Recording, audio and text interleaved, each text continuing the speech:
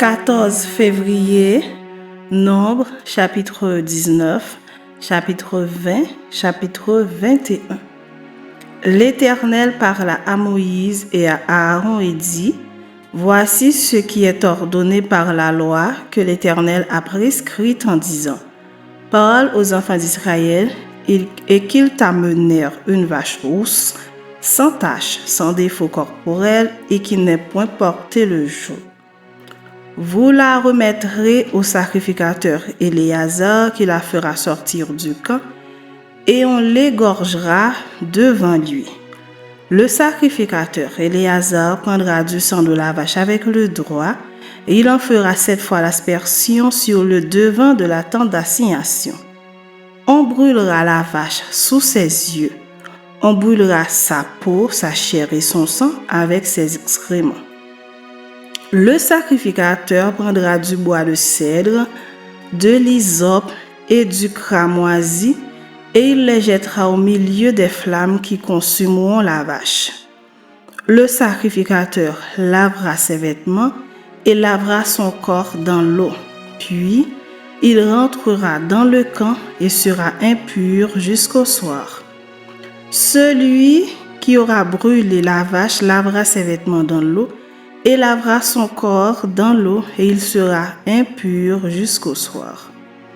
Un homme pur recueillera la cendre de la vache et la déposera hors du camp dans un lieu pur. On la conservera pour l'assemblée des enfants d'Israël afin d'en faire l'eau de purification. C'est une eau expiatoire. Celui qui aura recueilli la cendre de la vache lavera ses vêtements et sera impur jusqu'au soir. Ce sera une loi perpétuelle pour les enfants d'Israël et pour l'étranger en séjour au milieu d'eux. Celui qui touchera un mort, un corps humain quelconque, sera impur pendant 7 jours. Il se purifiera avec cette eau le 3e jour et le 7e jour il sera pur. Mais s'il ne se purifie pas le 3e jour et le 7e jour, il ne sera pas pur. Celui qui touchera un mort, le corps d'un homme qui sera mort et qui ne se purifiera pas, souille le tabernacle de l'Éternel. Celui-là sera retranché d'Israël. Comme l'eau de purification n'a pas été répandue sur lui, il est impur et son impureté est encore sur lui. Voici la loi. Lorsqu'un homme mourra dans une tente, quiconque entrera dans la tente et quiconque se trouvera dans la tente sera impur pendant 7 jours. Tout vase découvert sur lequel il n'y aura point de couvercle attaché sera impur. Quiconque touchera dans les champs un homme tué par l'épée, ou un mort, ou des ossements humains, ou un sépulcre sera impur pendant 7 jours. On prendra pour celui qui est impur de la cendre de la victime expiatoire qui a été brûlée, et on mettra dessus de l'eau vive dans un vase. Un homme pur prendra de l'hysope et la trempera dans l'eau. Puis, il en fera l'aspersion sur la tente, sur tous les ustensiles, sur les personnes qui sont là, sur celui qui a touché des ossements, ou un homme tué, ou un mort, ou un sépulcre. Celui qui est pur fera l'aspersion sur celui qui est impur le 3e jour et le 7e jour, et il le purifiera le 7e jour. Il lavera ses vêtements et se lavera dans l'eau, et le soir il sera pur. Un homme qui sera impur et qui ne se purifiera pas sera retranché du milieu de l'assemblée, car il a souillé le sanctuaire de l'Éternel. Comme l'eau de purification n'a pas été répandue sur lui, il est impur. Ce sera pour eux une loi perpétuelle. Celui qui fera l'aspersion de l'eau de purification lavera ses vêtements, et celui qui touchera l'eau de purification sera impur jusqu'au soir. Tout ce que touchera celui qui est impur sera souillé, et la personne qui le touchera sera impure jusqu'au soir. Chapitre 20. Toute l'assemblée des enfants d'Israël arriva dans le désert de Sin le 1er mois, et le peuple s'arrêta à Kadès. C'est là que mourut Marie et qu'elle fut enterrée. Il n'y avait point d'eau pour l'assemblée, et l'on se souleva contre Moïse et Aaron. Le peuple chercha querelle à Moïse. Ils dirent: que n'avons-nous expiré quand nos frères expirèrent devant l'Éternel? Pourquoi avez-vous fait venir l'assemblée de l'Éternel dans ce désert pour que nous y mourions, nous et notre bétail? Pourquoi nous avez-vous fait monter hors d'Égypte pour nous amener dans ce méchant lieu? Ce n'est pas un lieu où l'on puisse semer, et il n'y a ni figuier, ni vigne, ni grenadier, ni d'eau à boire. Moïse et Aaron s'éloignèrent de l'assemblée pour aller à l'entrée de la tente d'assignation. Ils tombèrent sur leur visage, et la gloire de l'Éternel leur apparut. L'Éternel parla à Moïse et dit: prends la verge et convoque l'assemblée, toi et ton frère Aaron. Vous parlerez en leur présence au rocher, et il donnera ses eaux, tu feras sortir pour eux de l'eau du rocher, et tu abreuveras l'assemblée et leur bétail. Moïse prit la verge qui était devant l'Éternel, comme l'Éternel le lui avait ordonné. Moïse et Aaron convoquèrent l'assemblée en face du rocher. Et Moïse leur dit: écoutez donc, rebelles, est-ce de ce rocher que nous vous ferons sortir de l'eau? Puis Moïse leva la main et frappa 2 fois le rocher avec sa verge. Il sortit de l'eau en abondance. L'assemblée but et le bétail aussi. Alors l'Éternel dit à Moïse et à Aaron: parce que vous n'avez pas cru en moi pour me sanctifier aux yeux des enfants d'Israël, vous ne ferez point entrer cette assemblée dans le pays que je lui donne. Ce sont les eaux de Mériba où les enfants d'Israël contestèrent avec l'Éternel qui fut sanctifié en eux. De Kadès, Moïse envoya des messagers au roi d'Édom pour lui dire: ainsi parle ton frère Israël, tu sais toutes les souffrances que nous avons éprouvées. Nos pères descendirent en Égypte et nous y demeurâmes longtemps, mais les Égyptiens nous ont maltraités, nous et nos pères. Nous avons crié à l'Éternel et il a entendu notre voix. Il a envoyé un ange et nous a fait sortir de l'Égypte. Et voici nous sommes à Kadès, ville à l'extrémité de ton territoire. Laisse-nous passer par ton pays, nous ne traversons ni les champs, ni les vignes, et nous ne boirons pas l'eau des puits. Nous suivrons la route royale sans nous détourner à droite ou à gauche jusqu'à ce que nous ayons franchi ton territoire. Édom lui dit: tu ne passeras point chez moi, sinon je sortirai à ta rencontre avec l'épée. Les enfants d'Israël lui dirent: nous monterons par la grande route, et si nous buvons de ton eau, moi et mes troupeaux, j'en paierai le prix. Je ne ferai que passer avec mes pieds, pas autre chose. Il répondit: tu ne passeras pas. Et Édom sortit à sa rencontre avec un peuple nombreux et à main forte.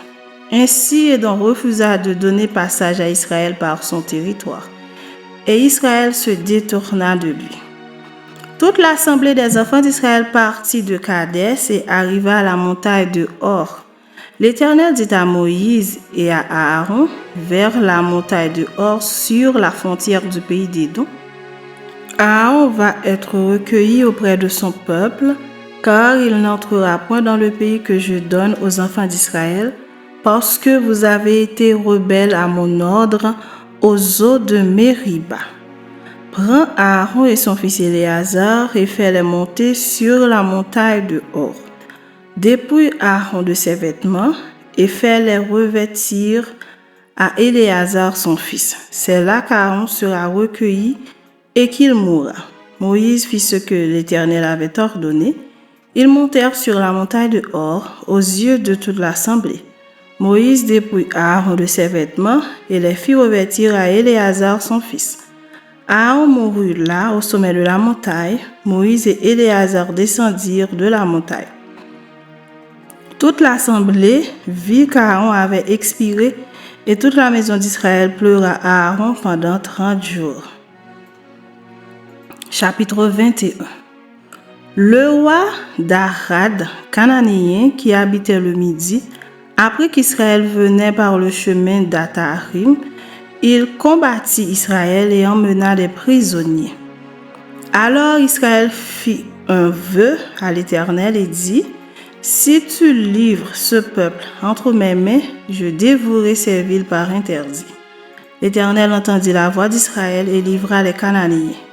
On les dévora par interdit, eux et leurs villes, et l'on nomma ce lieu Horma.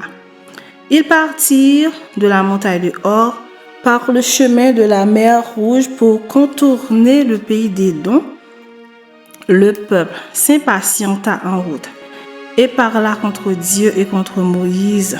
« Pourquoi nous avez-vous fait monter hors d'Égypte pour que nous mourions dans le désert?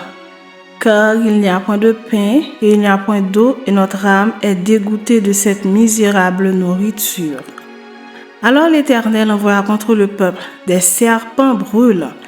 Ils mordirent le peuple et il mourut beaucoup de gens en Israël. Le peuple vint à Moïse et dit, « Nous avons péché car nous avons parlé contre l'Éternel et contre toi. » Prie l'Éternel afin qu'il éloigne de nous ces serpents. Moïse pria pour le peuple.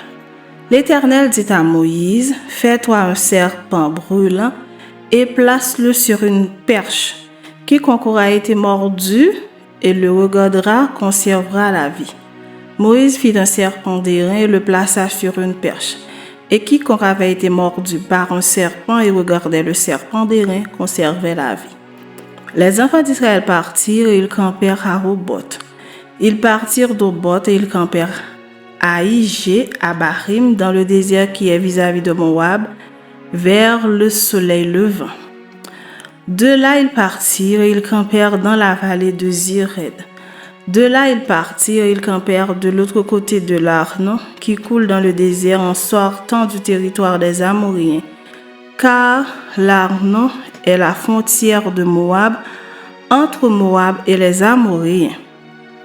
C'est pourquoi il est dit dans le livre des guerres de l'Éternel, Vaeb en Supha et les torrents de l'Arnon, et le cours des torrents qui s'étend du côté d'Ar et touche à la frontière de Moab. De là, ils allèrent à Ber, c'est ce Ber où l'Éternel dit à Moïse, « Rassemble le peuple, et je leur donnerai de l'eau. » Alors Israël chanta ce cantique, « Monte, puis chantez en son honneur, puis que des princes ont creusé, que les grands du peuple ont creusé avec le sceptre, avec leurs bâtons. Du désert, ils allèrent à Matana, de Matana à Naaliel, de Naaliel à Bamoth, de Bamoth à la vallée qui est dans le territoire de Moab, au sommet du Pisga, en regard du désert. » Israël envoya des messagers à Sion, roi des Amoréens, pour lui dire, « Laisse-moi passer par ton pays, nous n'entrerons ni dans les champs, ni dans les vignes, et nous ne boirons pas l'eau des puits. Nous suivrons la route royale jusqu'à ce que nous ayons franchi ton territoire. » Sion n'accorda point à Israël de passage sur son territoire. Il rassembla tout son peuple et sortit à la rencontre d'Israël dans le désert. Il vint à Jahat et combattit Israël.